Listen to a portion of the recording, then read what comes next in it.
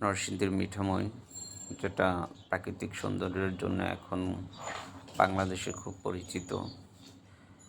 এখানে যেতে হলে ঢাকা থেকে প্রথমে নরসিংদী যেতে হবে। নরসিংদী থেকে চামড়ার ঘাট নামক একটা জায়গা আছে, সেখান থেকে ট্রলারে করে অষ্টাগ্রাম থেকে অটোতে করে এই জায়গায় যেতে হয়। এই জায়গাটা অনেক সুন্দর, কারণ এটার চারপাশে পানি।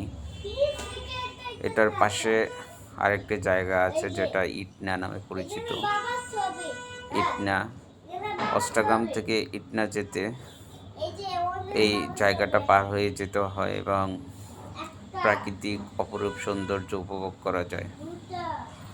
এখানে যাওয়ার জন্য সর্বপ্রথম ট্রলার ছাড়ে 7:40-এ এবং সবশেষ যে ট্রলারটি ছাড়ে সেটা 5টার সময়। ঢাকা থেকে বা দূর দূরান্ত থেকে মানুষ এখানে আসে এই প্রাকৃতিক সৌন্দর্য উপভোগ করার জন্য, এবং এখানে আসলেই যে যাবে তার মন ভালো হয়ে যাবে এবং সে প্রাকৃতিক সৌন্দর্য খুব কাছ থেকে উপভোগ করতে পারবে। এই জায়গাটা আস্তে আস্তে দিনকে দিন অনেক জনপ্রিয় হচ্ছে।